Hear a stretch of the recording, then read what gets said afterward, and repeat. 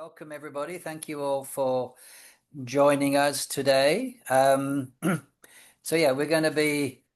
is our first meeting as the Callisto Advisory Group. We'll introduce everybody shortly, and our subject today is, as we say here, is AI getting in the way of effective recruitment, right? And I think it's interesting conversation, and we don't have a particularly fixed format today. We'll fire up a few questions or comments, and then really we're just going to go around the table and ask, particularly the advisory group, their opinions, but of course everybody else as well, right? So we would like people to join us to comment on the chat, or if you're feeling particularly brave, you can join the conversation as well. All right. So, okay then. So we'll get started. So as I said, we're recording today. It'll be available on our YouTube and also in Callie, which is the Callisto AI Knowledge Hub, so our version of ChatGPT. As I said, very interactive. We really want everybody joining us to give your comments, your opinions, your thoughts, your views, agree, disagree, and because so it's really down to everybody who's with us today to share what your views are, for better or for worse. All right. So okay, so shortly we'll go around the table and introduce the advisory group. Just give you a background as to what the advisory group is. We came together over the last couple of months. There's 9 of us, including myself, and each person has a very distinct skill set. A lot of it around credit, order to cash, but in some cases, as people will tell you, also other skills that are complementary to what we do as well. So it's a very, very experienced group, and I'm really honored that everybody's agreed to be part of this. So okay, let's get to know each other a little bit. So as always, ladies first. So Janetta, 30 seconds. Tell yourself about us, starting now, please. Sure. Thank you, Mark. So hi, everyone. I'm Jeanette. I'm a senior leader with more than 18 years of experience in business services and finance. Aside from Callisto Advisory Group, I'm also board member of the APSL Czech Republic. Excellent. Thank you. Darren. Hi. So I am a specialist in fraud prevention, and over time that's bled into cybersecurity, AI, and compliance. I have my own business running events around those topics. I'm also a non-executive director of VigiTrust, who provide a compliance platform. Okay, super. I don't know if Peter Kovac is with us yet. No, or Peter Daniel?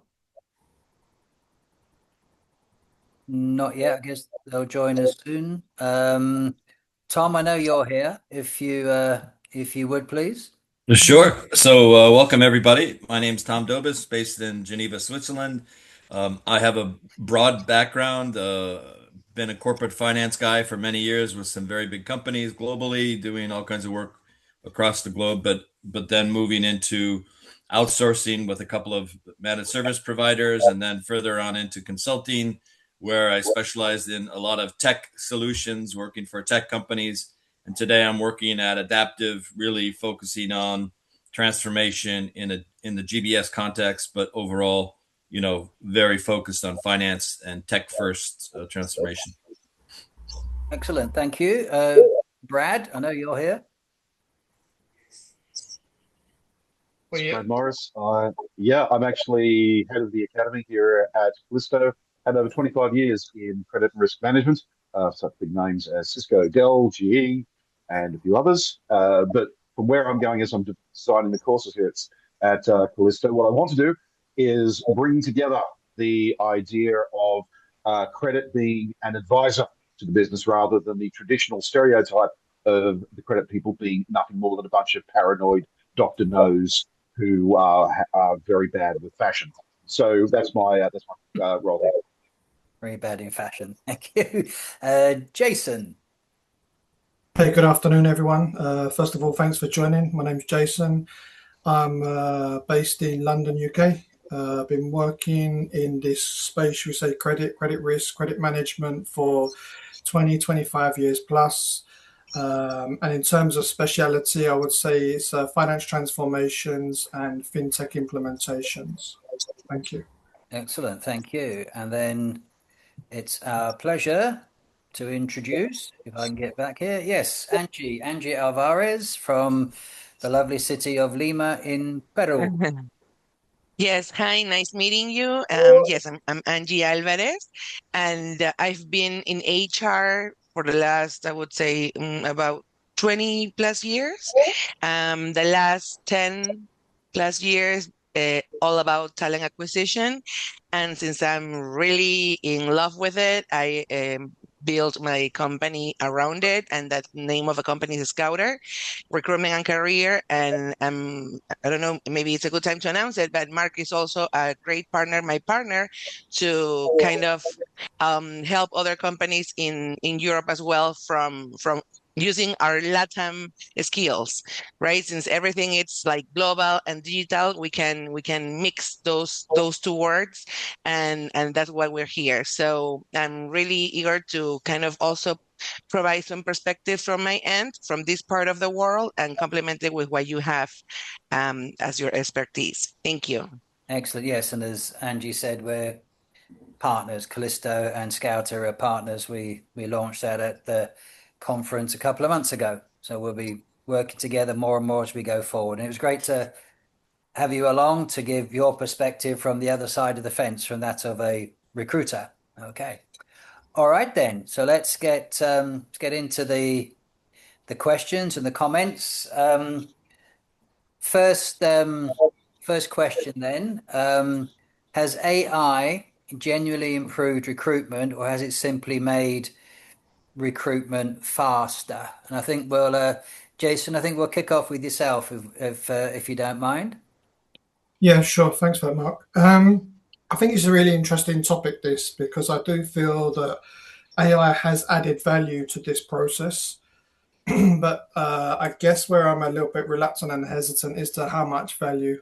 In all of this recruitment, I still feel there is the need and do see the requirement for that human touch. Just to give a little bit of context and background, we're going through a huge transformation at my current company at the moment, and we're transferring activities, excuse me, from Poland into Brazil, Sao Paulo. So we are using a preferred recruitment agency in that region, and also we're actively searching the market via LinkedIn. Having the feedback we have like a talent acquisition team, which I'm working very closely with in all of these roles, to be frank.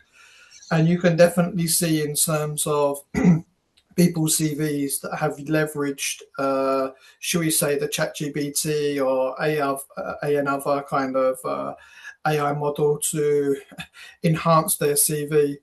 Where I see the benefit is it kind of reduces the screening time and the job descriptions that people are putting in, or when we're creating job descriptions, we can obviously use these forums or these platforms to generate generic job descriptions, which I see adds value and speeds up the kind of process. But on the flip side of that, when I'm seeing the CVs, a lot of people are tailoring their CVs because it's so quick to alter and adjust the CV accordingly. They're almost tailoring their CV for the role. And I'm seeing the same kind of wording, the same kind of CV, which is probably not a true reflection of actually the skill set of the candidate. So it's like false perceptions of the candidate as well. I'm not sure. I'm going to open it up to the forum. Has anyone else experienced that or been through a similar process? Angie, just from your context or point of view? Yes, definitely. Well, nowadays it's easy to adapt your CVs to the job opening, right? Not obviously 100%, but you will have not only the keywords, but like sentences throughout the CV. So the ATS has, I mean, the resume, the CV has more opportunities to land at the inbox or, top candidates on the ATS that the recruiter manages.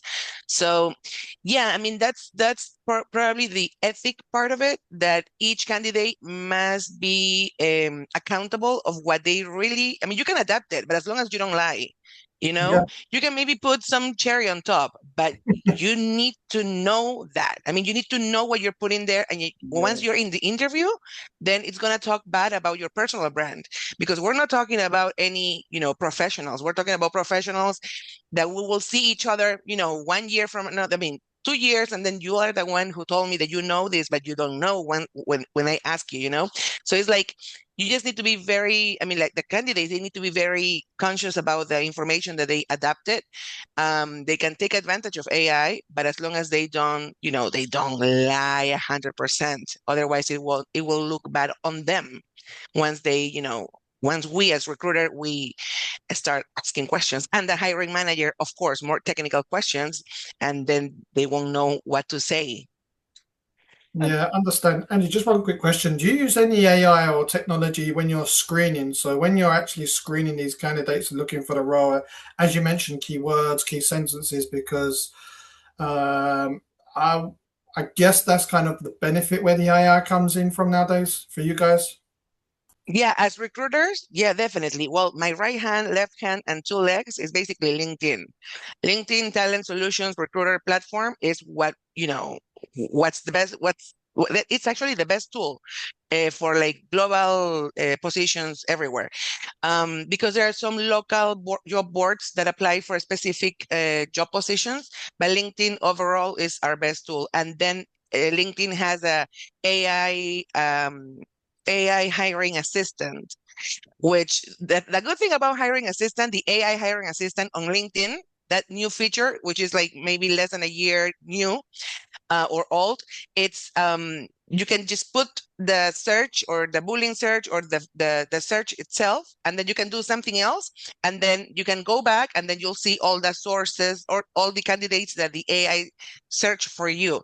So it's like you can do one thing, and then the AI assistant does their thing, and then you can just talk to that AI assistant as well. So if you don't like the candidates that the AI hiring assistant on LinkedIn, I'm talking about the LinkedIn feature, provide to you, then you can just say, hey, you need to narrow it to this or add this. I didn't specify that I need this language or this specific digital skill or so on. Yeah, so far for me it does help.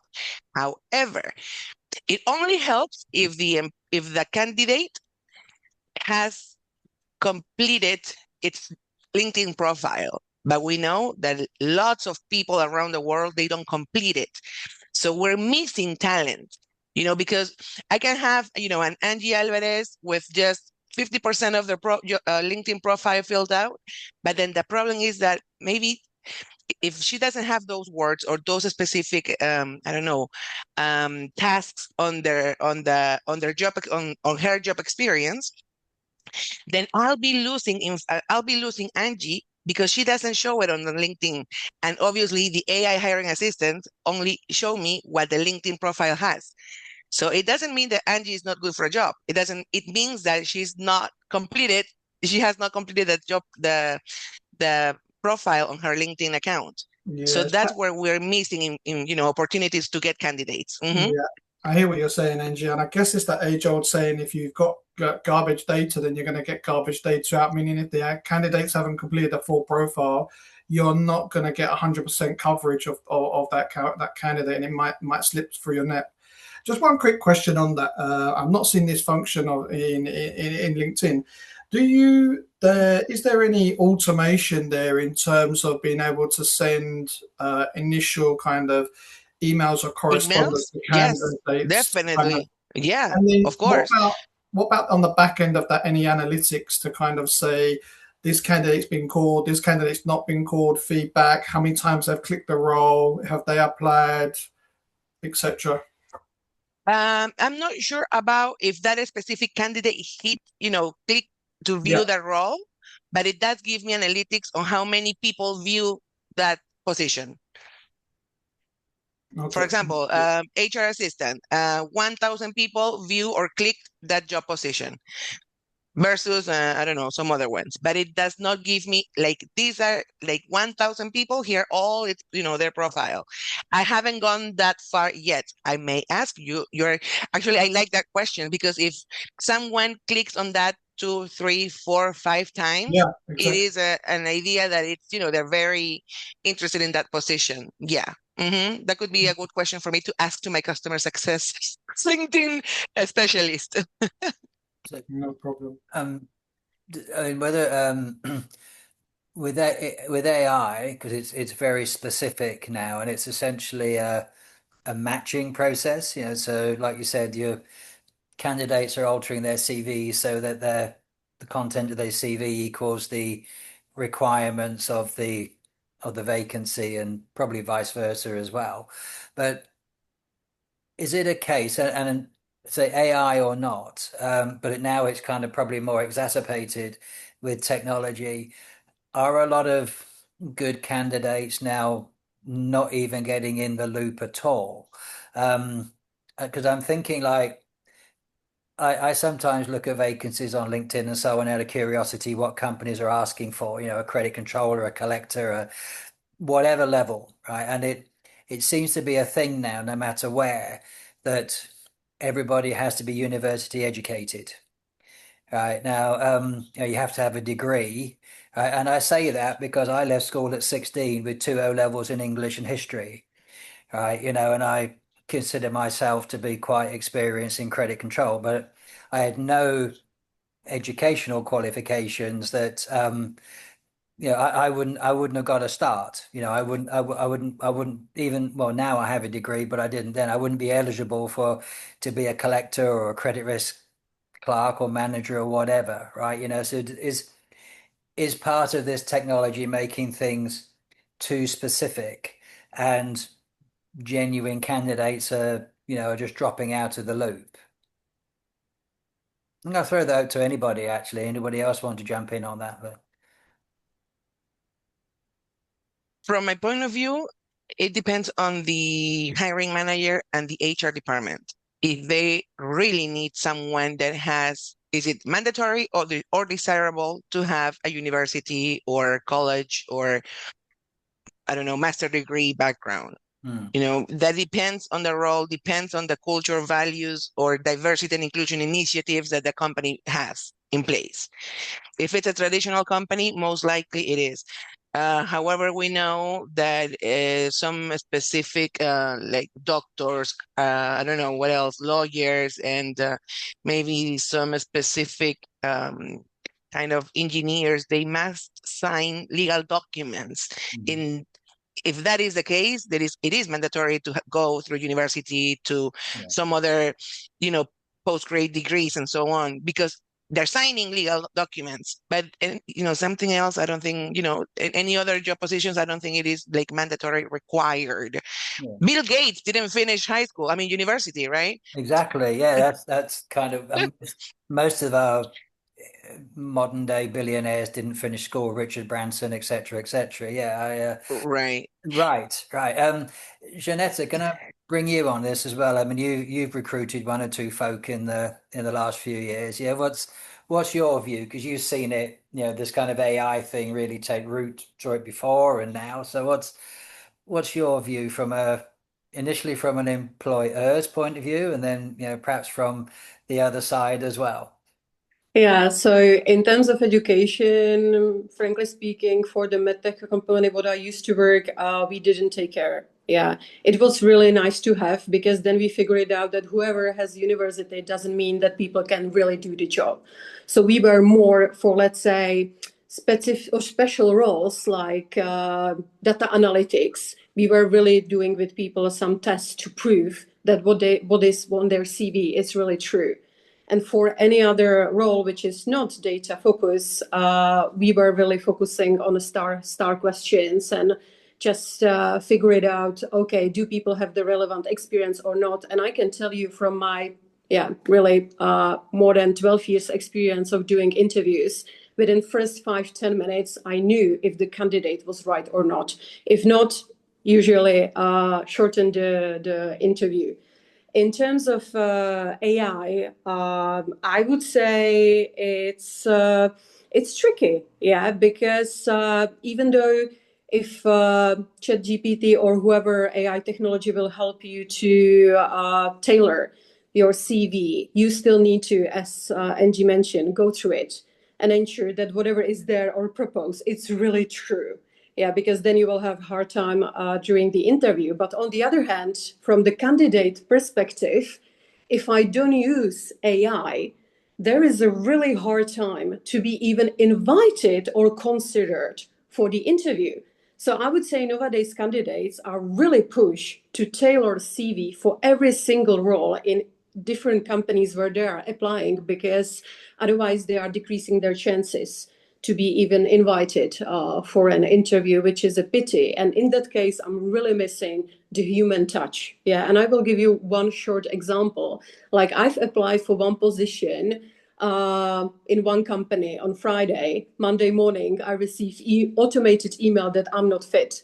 Yeah, this was really like, I was like, okay, nobody even take a look. Yeah. Which then you feel sorry as a candidate, because you are not getting like feedback, like what you are missing, where you should close the gap. And it really doesn't give you like a comfort, and it can be kind of demotivating for some candidates who are not really like, who are new on the market and not knowing how the world change.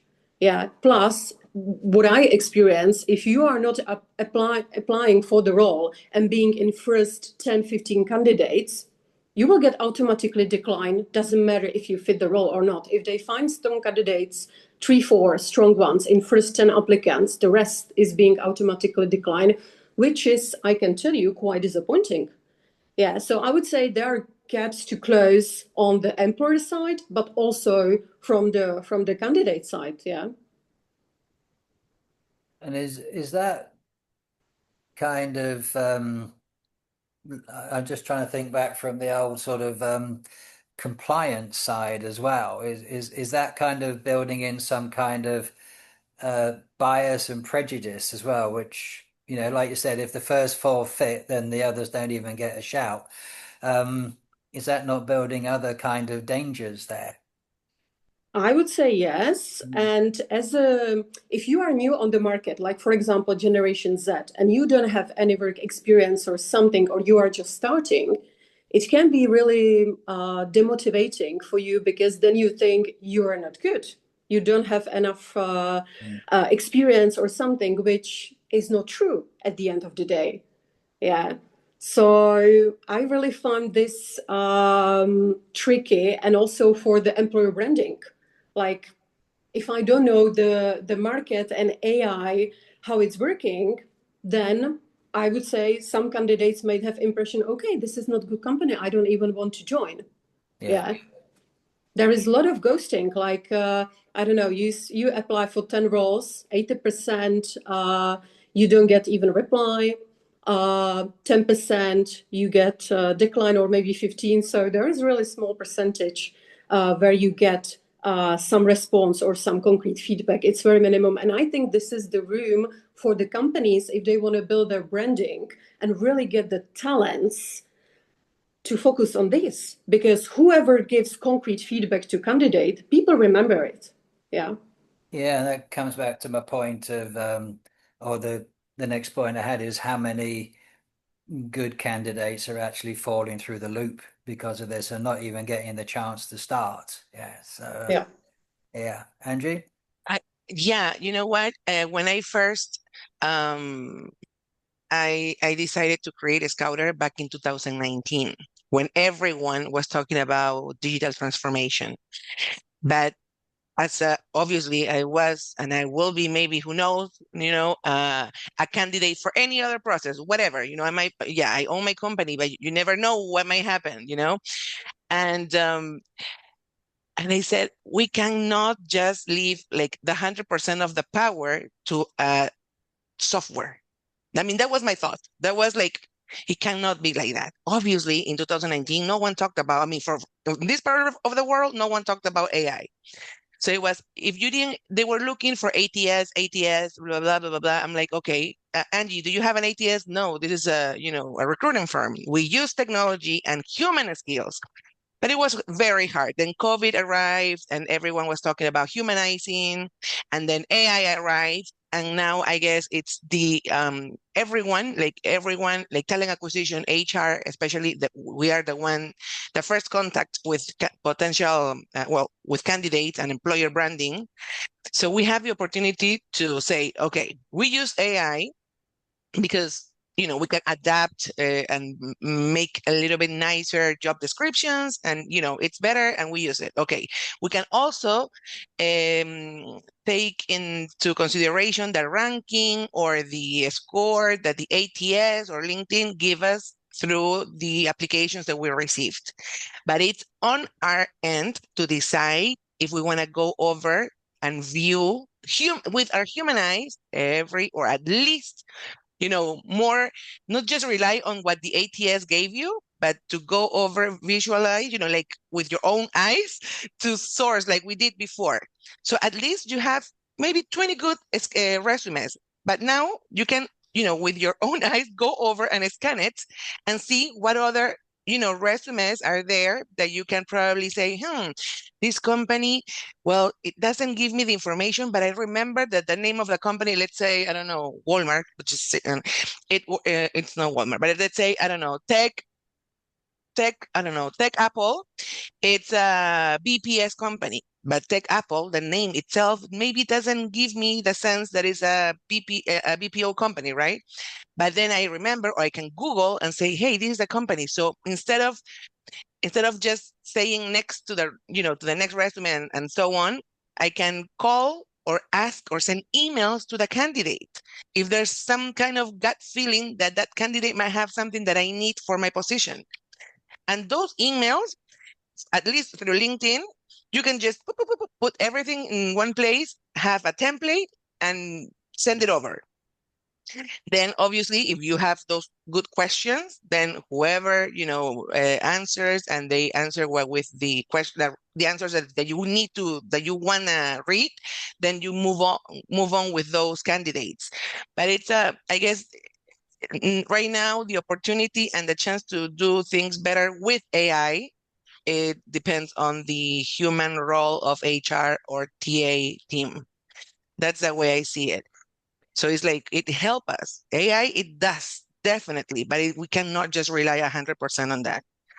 Yeah, and that's interesting what Angie touched, that thanks to AI, companies can really leverage those TA, HR resources to give the candidates better, let's say, customer experience. Yeah, and then this would be great. But unfortunately, I can tell you it's not happening yet. I think I know, I know, it's sad. Yeah. well, it's like a lot of things. I think perhaps I think with a lot of things we're experiencing technology, it kind of goes to an extreme and then comes back again. And maybe at the minute we're heading over to the extreme of we're just letting these algorithms do everything. And then we'll come back to a point you made, Angie, it was something I was going to bring up, sort of it's a classic. What you said just now was a great example of something Brad and I talk about a lot as well. Is technology helps you so far, but you still need the human experience. Like you said, you can scan through a CV and see certain attributes just through your experience now, right? Which AI can't do because it's literally matching, jobs and qualifications and whatever keywords, but you still can't beat that human intervention somewhere in this process as well. Yeah. I think also, Dalma, I will come to you in a second as well and ask for your opinion on this because I know you've been interviewing and recruiting a fair bit recently as well. But in the meantime, yeah, I think just put this out to everybody.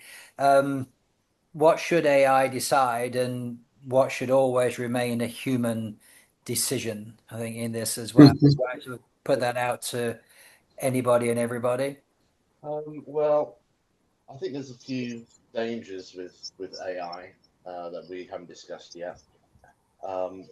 Obviously, there's always been the temptation to falsify information on CVs, be it your work history or your qualifications or any other information. And as applicants become more aware that AI is being used, they are in turn using AI themselves. And there's a certain amount of gaming of the system that will be going on. And the temptation, in my view, is going to be greater to either falsify the information or not properly review what AI has generated before submitting it. And to give you an example of that, there was a report that was done recently by KPMG in Canada. It was a report on fraud and AI. And they had to pull the report because it was AI generated and it contained incorrect facts, kind of AI hallucinations, let's say. It referenced documents that don't exist. So yeah, even professionals, or who you think are professionals, are not necessarily even sense checking what AI is generating. And I think that's going to be one of the reasons for keeping the human element there, because it is going to get gamed and it is going to get manipulated. So it would that would kind of give the ability to airbrush out certain attributes of your past as well. Yeah. So it could be like a criminal record or something as Yeah, well, which yeah, absolutely, yeah, may or may not be relevant. Yeah. yeah. I mean, here in the UK, we have an organisation that holds a national database of fraud, including staff fraud, uh, either because of internal staff issues or because of clear lies in the application process. Um, so yeah, I'll be keeping an eye as to how that develops as AI is getting used more and more. My first, I mean, that's on the face of it, that's very useful. But my second kind of thought with that was how much of that then is encroaching into confidentiality or things that perhaps could become in the public domain, but perhaps under the old way wouldn't do. So where's the confidentiality side of that? I mean, I think that applies to pretty well everything these days, but I can see it could. It's like facial recognition, all sorts of things now. It's there's a line between invading privacy and it being a good element as well. Yeah, but like I said, I think that applies to everything. Yeah, absolutely. Obviously, here in the UK, GDPR will evolve as it does in Europe, and there are various regional equivalents to GDPR. So we need to be mindful of what data we are retaining and to be able to justify the Hmm. use of that data. Yeah. Okay.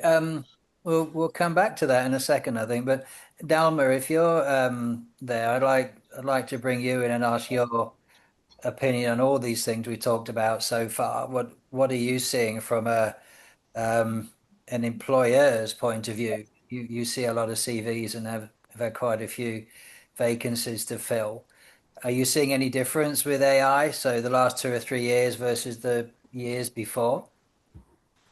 Well, it's very funny because yesterday I spent a lot of time with going through CVs, and my eyes looking for any AI-generated CVs. I didn't see too much today, at least. What I realized that sometimes we need the human touch because a CV maybe is not filled with a lot of information, like Andy said in the beginning, that some people doesn't really feel all the information what we need, but at the back of the CV could be a very good candidate. And I think this is where the human touch comes into the picture because sometimes we can take decisions and we can take risks. I'm not sure if AI can do that. And I'm afraid that we can lose some good candidates. Just to give you two examples. I had interviews with candidates who had very, very good CVs. You know, when I saw it, I thought that, okay, I need that person.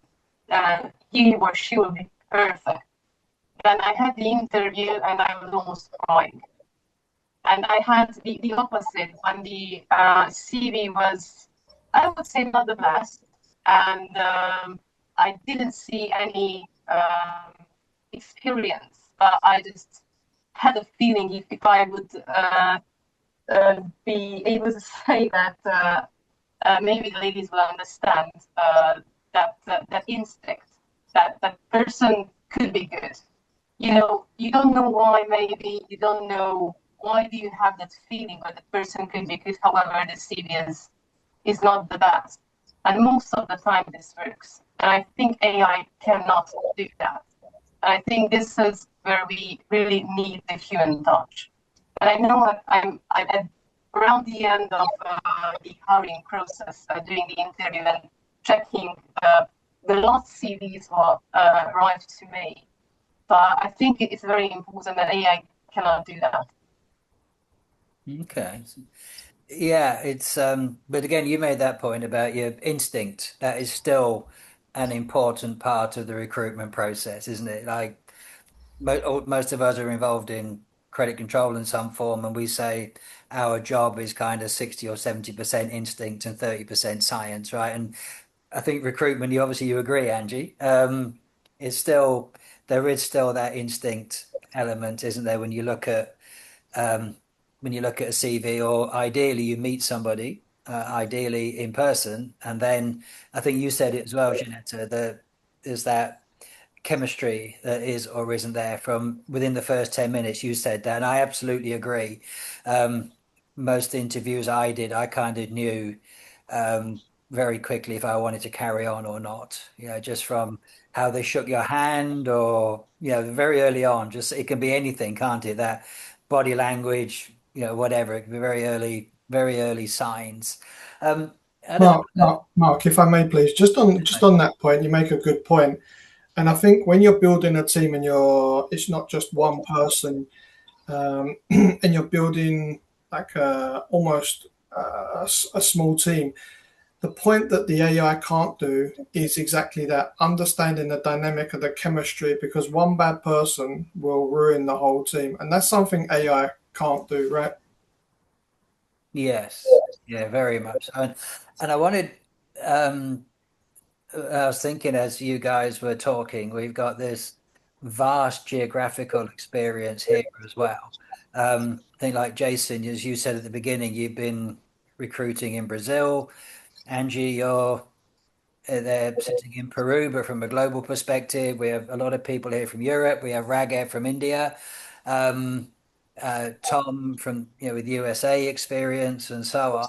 Um, is it is what we're talking about the same everywhere today? Is it now like are people kind of homogenized across the world, or are there still regional differences? Is it different in India to how it is perhaps in Latin America, or is it now just a formula and everybody is now speaking perfect English because they're building their CVs in ChatGPT, right? And I know, yeah, I'd like to know. I mean, Angie, perhaps I can start with you on that because you're sitting there with with a global perspective.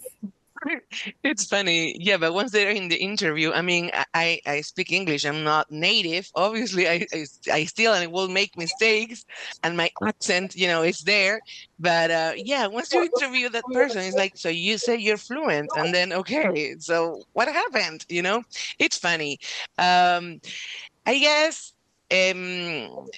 for example, for like retail positions, I would say we should be more local source on resumes and CVs because it's like a culture difference between professionals on LinkedIn everywhere and local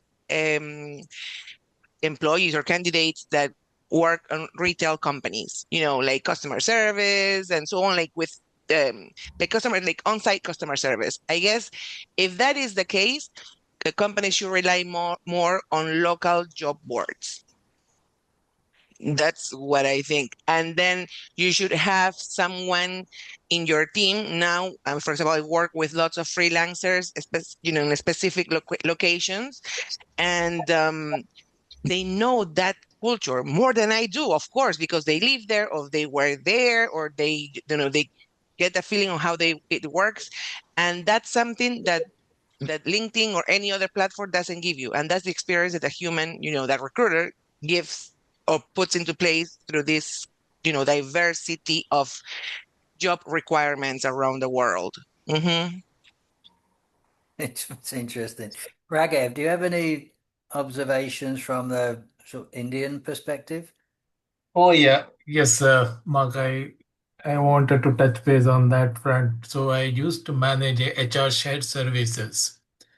So when we manage, one of the thing I would like to know here is we think that recruitment is an HR function, but it is not. It is a revenue function. So if you're not getting, I would like to talk about from the broader perspective than the just hiring a candidate and his body language. Yes, all these things are an operational thing. From the organizational point of view, yes, answer in this debate is AI is helping the recruitment? Definitely yes. But AI should augment human judgment. That's the second point I would like to make it. So I would like to tell you, we sitting in India and hiring a candidate in America, including taking care of their visa status, their the compliances and other things, work visa, everything. So sitting in India, our team used to source candidate, understand their competencies, and deploy to the project. And I would like to give you one of the project we manage from India is Honeywell. All the Honeywell team sitting in US, we recruited engineers from sitting in India. This is one part I would like to tell you. See, at that point of time, I was talking about around 4 or 5 years ago. Now, because of this AI evolution, screening, scheduling, and sourcing, all these are become very easy. So then the rest of the things we will take care of the competency. One is that time has been reduced it. Now recruitment time has been reduced due to AI. After hiring the right candidate, now the another problem is if I'm not hiring a right candidate, I lose my revenue project. Even if I hire somebody, some candidate is absconded, then again it is a double impact for us as a project. So in this kind of AI, definitely I would say it helps organizations that is in hiring the right candidate, right competency. Second part is workforce management. Now this is another part organization is missing. Now, if my pipeline is strong, I need to predict how much resources are right candidate, right skill. Now, we are all talking about is AI is helping recruitment. At the same time, today we have organizations facing challenges in hiring a AI talent. Around, as per Gartner says, 76% of the employers are finding challenges in hiring a right candidate. So I think from the workforce management also, we need AI should help us to give a predictive analytics, how many resources for this much of size of project we require, what type of talent. Then after hiring that resources, AI should also help to monitor their performance. See, this is all a cycle, end-to-end HR functions, starting from recruitment, workforce management, technical evaluations, performance evaluations. So I think AI in this entire cycle will help us. So that's my broad perspectives in terms of how AI helps to the organizations of an enterprises. It's an interesting point. So you're saying in the recruitment, it's beyond just the point of people starting Yeah, from day one. It actually yeah, goes beyond that, right? yeah, That's an interesting yeah. angle. I hadn't really covered Yeah, that. we're all talk. Yes, we'll all talk about hiring one candidate. Even some organization facing to hire a AI engineer or a machine learning engineer will take a 6 months. Imagine the amount of revenue we lose. In the period of vacancy, you mean the non-productive? Yeah. Then, like you said, you recruit the person and then they leave after 2 months, right? That is not the case. Even to bring a person to the project will take to 4 5 months. Even in spite of we are using machine learning, artificial intelligence, but we are not finding a right talent. So that is the first challenge I'm trying to tell you. So So even I'd like to jump in here. yeah, I think Raghav is very much on point with one of my observations, which is there is a whole set of work that is associated with using AI to do things that are not very parameter driven, and it eliminates some work like any technology, and it creates some work that needs to be managed. So my feeling is that with both of these things, you need to understand like where and how you're going to work differently in order to be efficient. And because it's a new technology, there are many users that, number one, are not even comfortable with technology. Number two, don't understand what the technology can bring or can't bring. Number three, driving certain types of observations that are hard to interpret for the person that's using the AI technology. So I don't think it's any different than any other piece of technology. It's there to be to use to help you in a limited way, but with parameters, right? And then it's a little bit like selecting a car when you're hiring somebody. Like the car has four wheels, it's automatic transmission, it's 6 years old, and it has 40,000 kilometers on it. Thank you very much. Check the box. But are you going to buy the car from that aspect? And then, okay, you get into the interview, like you go to the car lot, and guess what? The car is not exactly what you thought it would be. And so now what do? You start from scratch again, and you go through the whole process. And it's very much prone to trial and error, is my second point. Like, you have to iterate through many iterations in order to arrive at the point that the human brain has been able to detect a certain preference of something, and then an action to act on the preference, and then finding the right solution for what you need.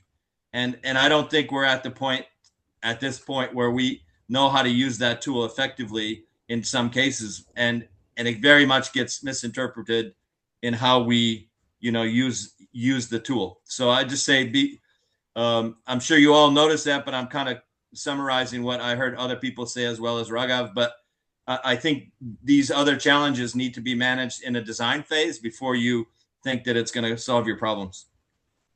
yeah, and sort of taking all these points, and I'll come back to you, Angie, if I may. Have you seen anything?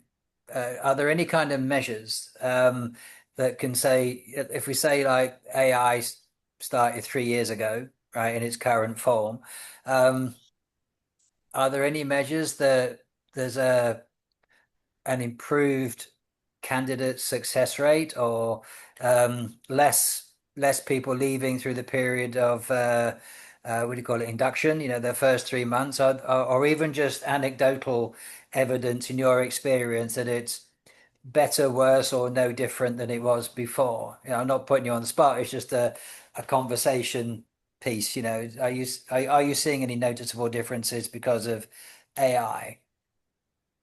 Well, actually, thanks to LinkedIn. I mean, I'm sorry, I don't work for LinkedIn, but I'm a LinkedIn fan. I love LinkedIn. It opened so many doors for me virtually. So on LinkedIn, on Talent Solutions, and I eager for your HR teams or TA to have that I mean, that, what is it? So it's a product of Talent Solutions. Anyways, it's that recruiter solution. There's an option where you can filter and you can see what is the percentage of attrition, and for people who leave specific companies within less than 6 months. That gives you an idea of, for example, if I search for something on LinkedIn through this license, it's not just the normal profile. So through that license, you can see and filter how many, let's say you have a result of 100 profiles, okay? And they work, they're leaders of, let's say 100, so that means 100 companies as well, right? So from there, you can say, there's a metric that says 44 out of those 100 people, profiles slash companies, have an attrition of, that people leave within the first 6 months. So out of those 100 companies, 44 of those, they have people, according to LinkedIn, because we know whoever, a professional that gets a new job, they update their LinkedIn profile, and less than a month or 1 or 2 months after they leave, either they resign, they got laid off or whatever, they still update it. So that information, LinkedIn has it. So for me, that's a way to see, hey, why are they leaving within less than 6 months? Do I want to work with that company?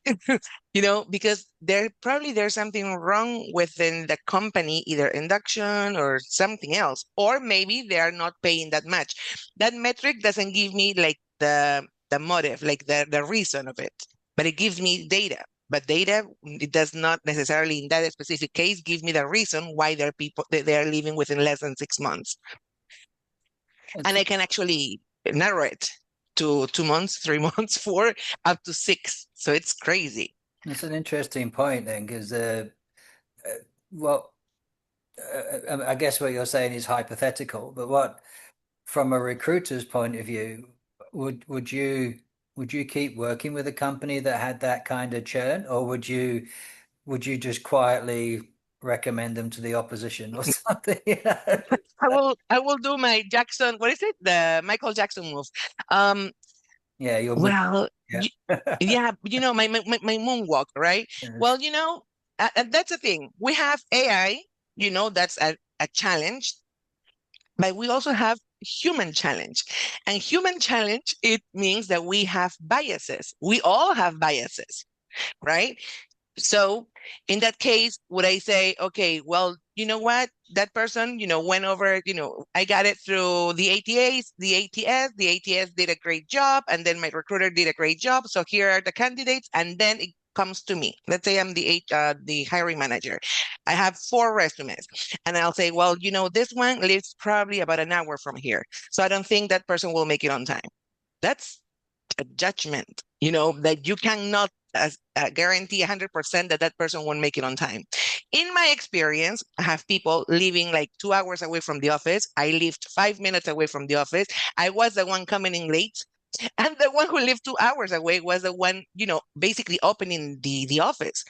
So that is a challenge as well. So we need to also train the hiring managers and recruiters to be not less biased, but conscious about their biases. Because we're at the end of the day, we're talking about, a job opportunity for someone else. So it won't be perfect, but we are not perfect. That's why we also need to say, hey, we want to put human skills, we want to be, more humanizing or whatever. Yeah, but also make sure that you are aware about the biases that your hiring team has it or your TA team has, so they can work on that and be as fair as possible to all candidates. I guess we have these 2 challenges, human and AI. Yeah, okay. I think that's as you were talking there, I was just thinking as we're sort of getting we can probably sort of wrap this up in the next 10 minutes or so, but to go around with a conclusion from where we are at the moment, right? So I think perhaps if I go back to you, Tom, I think you were saying it's like all things, it's good, but it's not the answer to life, the universe, and everything right now. Is that was your kind of takeaway? Yeah, to like with everything, treat it, use it, but treat it with caution. Yeah. Tom, are you there? Okay, all right. I'll come back to that in a sec. And then anybody else then, sort of your based on our really interesting conversation and other thoughts and opinions, or go around sort of around the group. Darren, anything else you want to add? Well, yeah, I would just be aware of the ongoing arms race. I mean, for fraud prevention, it's exactly the same. The fraudsters are using AI, and now we're using AI to battle it. Candidates are going to be using AI. They're going to be gaming the system. So just to be cautious of that. So there could be a lot of false, well, probably more than ever, false candidates and misleading candidates, yeah? Yeah. But not always necessarily innocent reasons. It could be it's a interest. Yeah, that's another aspect to it. But also, as we've also discussed a few times, those that aren't using it will end up putting themselves at a disadvantage because they won't get seen. Yeah, you have to be in it you got to be there. You can't not, yeah, at some point. Yeah. As as is your kind of perhaps your experience at the moment, Janetta, as well, yeah. So Yeah, that's true. Like, unfortunately, like without AI, you are lowering your chances to be invited for an interview. Yeah, which is a pity. I saw some joke on LinkedIn, which was roughly stating like, yeah, candidates spend a lot of hours fixing their CV and interview, and guess what? There was automated reply from ATS system. You are not a fit. Yeah. So actually what AI is doing that, okay, you can update your CV for every single role on your own. Yeah. But on the other hand, the result is that you will waste more time.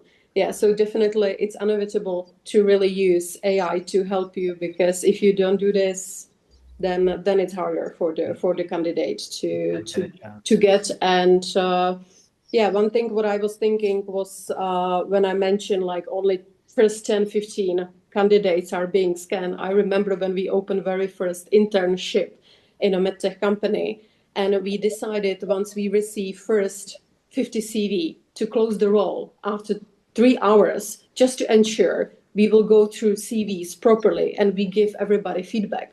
This I would appreciate from companies rather than have open position and get 250 CVs. Come on, let's close it after 20, 30, whatever is feasible for the company to combine effectively AI with the human touch. at least in the first wave, anyway, so Yes, you can read what you yes, got and yes. then maybe do it again. Yeah. Okay. Angie, I think you wanted to add something there. Yeah, yeah. I mean, uh, um, what you said is great. It's a great idea, great good practice, right? It sounds so like it it makes sense, but sometimes TA teams they don't take the time to do so, or they don't see they don't see the entire picture of it. So, for example, you can okay, I can apply to a job and get an email, a rejection email, a very sad one, a very plain email, instead of saying, and we can personalize it. We can send rejection emails automatically, but we can personalize it. Okay, I'm so sad that we will move on with your CV, but here are some tools that you can apply to enhance your resume, or to know about more our culture, or to, I don't know, enhance your LinkedIn account, and, follow us, or here's a WhatsApp number so you can contact us for future, like something else, not just a generic one. We can make, that bad news in a not that bad, make it not that bad. And that's something that takes probably no more than 5 minutes of your time to personalize it. And that is the new rejection automatic reply that that the resumes that are rejected will get, instead of that's just the plain one with no emotion. Which is kind of what Hmm. you can program ChatGPT to say, Hmm. whenever we say no for a nice, Yeah. yeah, you soften the blow. Hmm. Which, yeah, that's still kind of, I mean, yes, it's quicker, but that's kind of what we used to do in the old days, right? You would reply and perhaps give a reason why people weren't uh, considered suitable for the role. So it's interesting, but of course, it's everything about being able to do that more and quicker. Yeah, it's dealing with higher volumes. Yeah, so I'm trying to avoid the word scaling because I don't like it. It's one of my it's my latest bug word that bothers me now. I've moved on from the J word to scaling, so I'm trying to avoid saying it. Right. So, but I've just said it twice, I realized. Jace, any sort of last views and comments on where we are with AI and recruitment?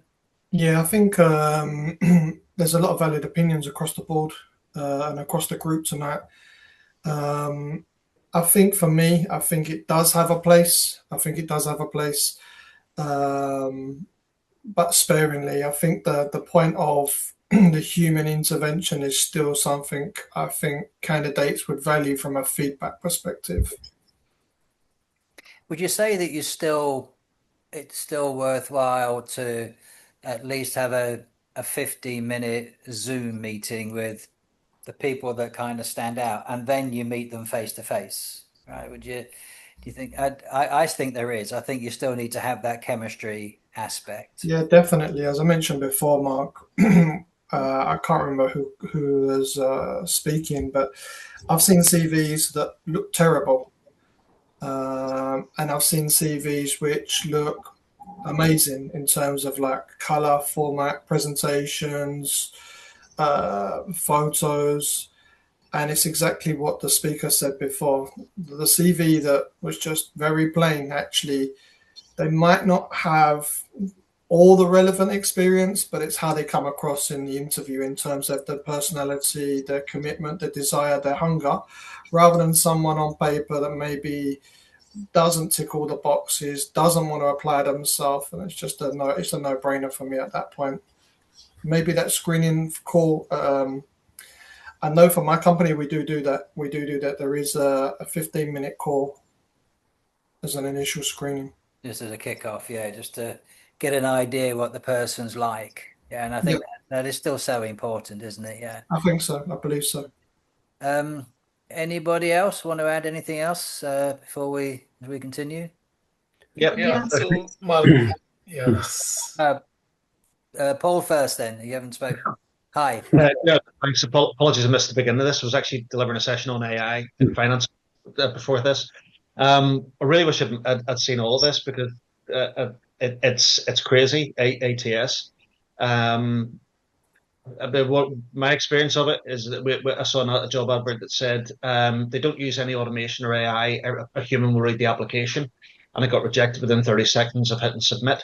So they obviously received the CV, read it, did the shortlist and everything else. But AI is going to be the future. It's just not quite ready yet. I'm hoping that's kind of what came out. But yeah, it's just crazy. The employment at the minute, but even looking at employment fraud, the number of fake jobs are crazy. But the reason I actually came on, because I had a question, not just comments. Has anybody tried doing AI interviews? Because I've done a couple of them, and they're brilliant. How do you mean? Somebody's laughing. Arthur's laughing. So, what's the experience of AI actual interviews where you could potentially interview everybody? You mean like with a bot doing the interview? Yeah. I have tried it. I had tried it, and so the way it has, the output has what I was set some certain criteria and conditions, but the person what is displaying is totally different what AI is telling to me. I have find a lot of differences what AI outcome and my judgment. So that is why I did around 250 to 300 interviews so far in my experiences from middle to senior leaders. I go for the gut feeling is I go for behavior than whatever our AI says. I always go with the behavior. Completely agree with you.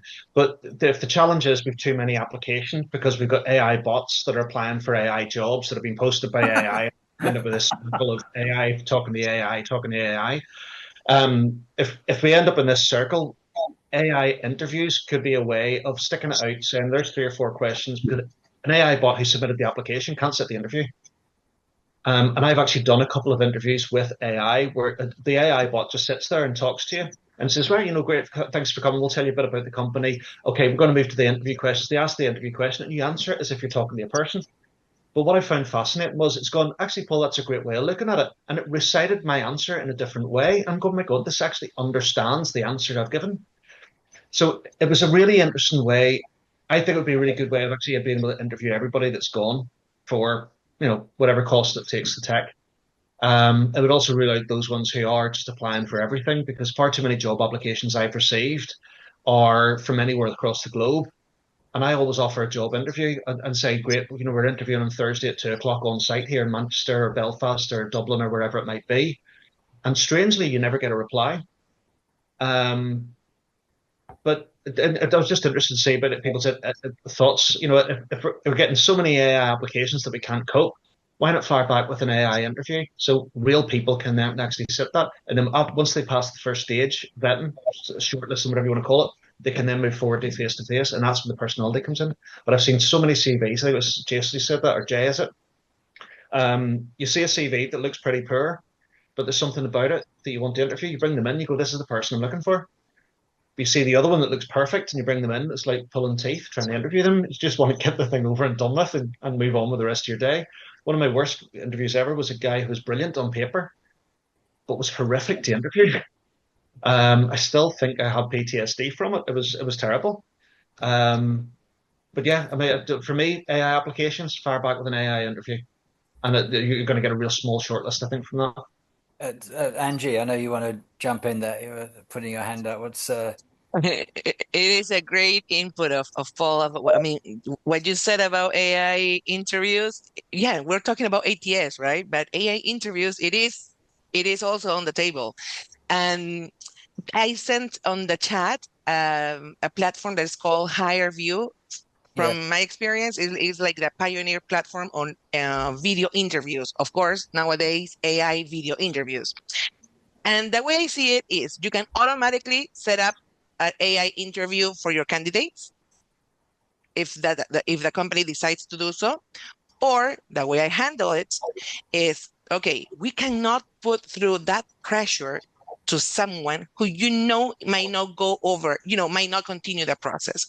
So if we have like I don't know, let's say you go and scan or phone screen different candidates and you have the pool of talent that you want to, send to your hiring manager. Let's say you have 6. Okay, then with those 6, you can send and personalize the interview questions through the AI platform. So it's not like you pick from a template. You can, but you can also personalize it. And then the good thing about AI interviews is that the AI interview platform gives you a report that has no bias, right? It's like, okay, that report doesn't, that ATS, no ATA, that platform doesn't care if Angie is black, is white, is Latina, is, I don't know, from whatever religion. It just focuses on what is important. That is the good thing about AI on interviews. It kind of lower the biases, okay? Um, but it's like a tool for you. It's not okay. So let's say we invited 6 people out of this like short list or whatever, and they all 6 went through the same AI interview with the same questions.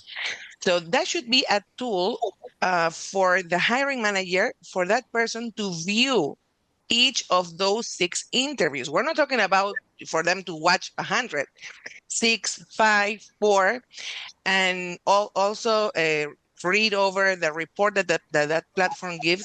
And with that, say, okay, when I move on with out of these 6, with these 4, but not just put it right there. You say you get an email, you just apply, and then all of a sudden you get an email that says, okay, you need to record yourself. And you're like, okay, but I'm with my pajamas, I cannot do this. I'm, somewhere else. It gives so much stress to the candidate that they don't deserve. That's how I see it. So it depends on how we use all the tools that are available all over the world. Again, this is another dimension I hadn't thought of when we opened this conversation. Paul, coming well back to you, but then to everybody. I can see that what you're saying about being interviewed by an AI bot will happen. It's already happening in other. I mean, yeah, AI bots. I had a nightmare with my bank yesterday. It would only accept voice commands, and it was painful. My only observation at the moment is, are AI agents in this context, are they sophisticated enough to pick up accents, all that kind of thing? Because, like, speaking for myself and quite a few people on the call here, we're all sort of based in Central Europe, and most of our colleagues are speaking English as a second language. So there are accents and dialects and so on, right? So are these bots sophisticated enough to, be able to deal with that? Say they are, because I've got a Belfast accent and it seems to understand me fine. Okay. I don't really have issues. I cast back years ago, even trying to get the car to do anything. But put the radio on. It was going. I have no idea what you're talking about. I talk fast as well, but there's also agentic AI will actually, from talking about from a credit collections perspective, that's where the workings order to cash. You can have AI agents, agentic AI, where somebody phones through to a contact center, gets an AI bot with a regional accent. So they can talk to somebody with a Brummie accent, a Scouse accent, a Geordie accent, Northern Ireland accent, whatever it might be. Okay. So if it can communicate in a regional dialect, I can sure as hell understand somebody whose English is the second language. Okay, all right. Arthur, you were nodding sagely there as well. Are you? Is this something you have experience of too? Yeah, I would like to mention that we are talking about ATS, but there is no one ATS system. I have discovered that there are something like 10 or 12 different ATS systems, and they actually are differ slightly from each other. So there's additional challenge, I would say, for any candidates applying for a job in a company. They do not know which system has been used, let's say, or would be used for the just to test, let's say, and decide if the candidate is suitable for the job. So this is the job. Additionally, I think I was hiring some people. By the way, just to mention, I'm a good colleague of Darren. So we cooperate together. Thank you for joining us. So I was hiring some people, and it was in the time when there was still, let's say, a face-to-face meeting after reviewing the documents, of course. And it was much easier. It was also better. I was asking different maybe questions and not looking for any loops in the document, or let's say something in inconsistency or something like this. But I was interested also in, for example, not to be proud of this, but my specific approach, I was asking what they are reading, what they are doing as a hobby, let's say. Do they have some interest in sports or something like this? Because I didn't want to have a person, to hire a person that would be focused on the job without the balance. So just specifics. Well, no, and I think that comes back to what has been a recurring theme in and out about this human part, and you're absolutely right. Most of the interviews I've done over the years have actually kind of gone down that route. You kind of get to know the person and the chemistry we were talking about, and I'm one. Yeah, I'd be the same. Like if someone's got a book or something, I'd be interested, ask what they're reading. Or I remember recruiting a guy who I saw on his CV. He played rugby, right? So the first 45 minutes of our interview, we were just talking about rugby, and then the technical part about the job was like the last 10 minutes, but the chemistry had been resolved, right? Because we were talking about sport and all that kind of stuff. Sure. So that was the leveler, or that was the icebreaker, right? Which I think in the coming back to our kind of core of our meeting here, it's AI can do so much, but it's still that at some point you got to find that chemistry, right? Can you work with these people? Can these people work with you? Right, Exactly. Yeah. I think ITS is useful because looking at the job announcements on LinkedIn, you see that there was roughly, for example, for some job, 100 applications. Then, of course, just to manage this amount, ATS is very good. However, I think that ATS it depends how it is fine-tuned, let's say. What is it looking for? Rules, let's say, looking for some notions, key notions, something specific. Again, you can tune it better or worse. And we have, again, roughly, I noted 12 different ATS systems. And each one slightly different to the others, right? So exactly. The outputs. I think each user could fine tune it just to meet a specific criteria and also preferences each company. So it is, again, something that you do not know as a candidate. Fascinating stuff. Yeah, well, I love these kind of conversations where we go off on tangents that we hadn't started with, and to me these are always the best kind of discussions when we go into places that I never thought of being interviewed by a bot, like I said, and all the ramifications of that. So as Angie said, Paul, you've opened another Pandora's box there. So I think we got a whole debate just on that alone, I think. But nice one. No, brilliant. Thank you. This is exactly where we want to be. So definitely one we'll come back to on the future, because being in the credit control area as we all are, I mean that also opens up questions like, do we want bots that are actually calling customers, and there's so many places we can go with that particular theme. Yeah. Maybe start that. No, because then we'll be out of jobs. Well, you missed the session we were talking about. It was about the future of AI and how finance operations in general, whether it's order to cash or procure to pay, is totally changing. One of the points I was trying to make was we used to always have this objective. We could always see the horizon. We knew where we were going, where we were sailing the ship, and now all of a sudden it's gone because everything's hidden as at once. So it's change compounded on top of more change and more change. Everything. Global economics are changing. We've got customer expectations, staff expectations, Gen Z. Just don't even go there. Someone just mentioned Gen Z and the talents. I've just delivered a session on that as well. Gen X to Gen Z and how the expectations are changing. But yeah, I'll just shut up actually, because I think Andy might throw something at me. I think we've got enough material for probably a whole series now.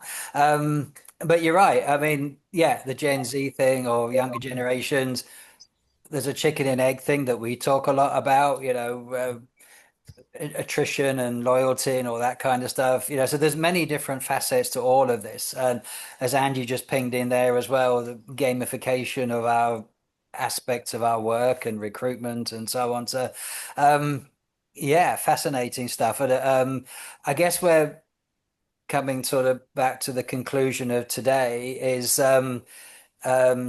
I suppose the answer is no. Is AI getting in the way? No, it's not.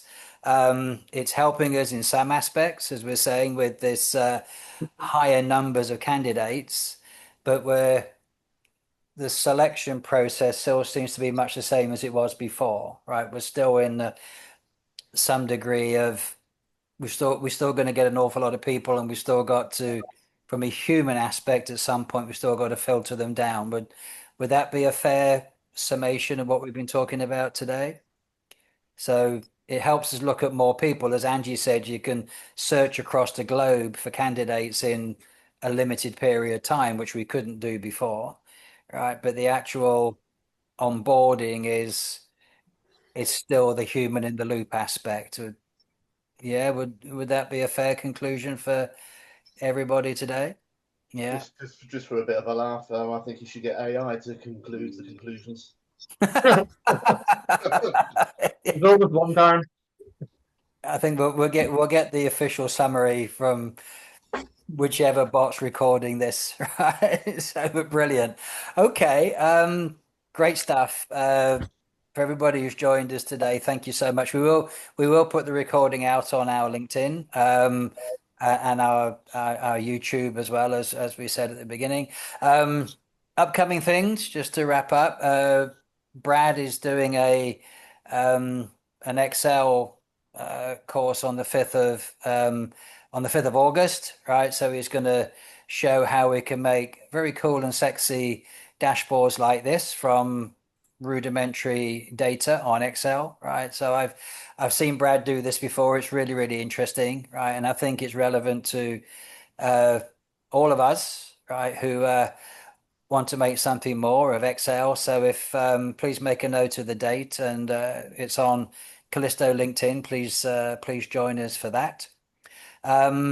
Also, I have to say, right, I launched a book last week, right? So about a week ago, I launched this book called Not the J Word. It's sort of my experiences and my views on how, particularly in shared service centers or GBS, how we can kind of basically kind of take a lot of the complexity that's got into our and confusion that's got into our business world and kind of look at it from a different way, a simpler way. So I'm pleased to say I'm an international seller, right? I've sold books in South Africa and in UK and Hungary. So I won't say how many, but so anyway, so if you're interested, I'm quite proud to launch that as well. So shamelessly, I'm going to just mention that. Next week, I'm doing a session with my good friend in South Africa, with Susan. So we'll be live next week, and it's the 23rd, I think, in the morning. We'll be doing a session on that as well. And Susan has some fantastic opinions on credit control. So we're talking about kind of what makes our job. I think it's a great profession. I think all of you that are with us also think it's a great profession. So we're going to be sharing some insights onto that as well next week. So and then finally, yeah, everybody, really, thank you so much for joining us today. It has been an amazing conversation. I will certainly play it back and listen to it again. And when it's live, please share it with all your colleagues as well. I think we got some really fascinating stuff here. As the advisory group, all of us from the Callisto Advisory Group, if there's anything you'd like us to talk about next time, right, please share some subjects, whether we want to continue this in a different direction or other aspects, not necessarily just around the credit area. It can be something that's a bit like what we've been talking about today, something that's relevant to us, but can be relevant to all departments. So if there's anything else, please feel free to give us some ideas of other subjects, and then we'll pull them together, and we'll be very happy. Or Paul or Arthur, if there's something you'd like to lead, we're very happy for that as well, right? If you've got some ideas of stuff that you want to talk about, don't be shy, give us a shout, right? We'd be very, very happy to hear from you. So, okay. I think, thank you all for not mentioning the football last night. That was very, very decent. So, apart from you, Angie, you failed miserably right at the beginning, but no, brilliant. Thank you all so much. As always, take care, stay safe, God bless, and see you all again very soon. Thank you.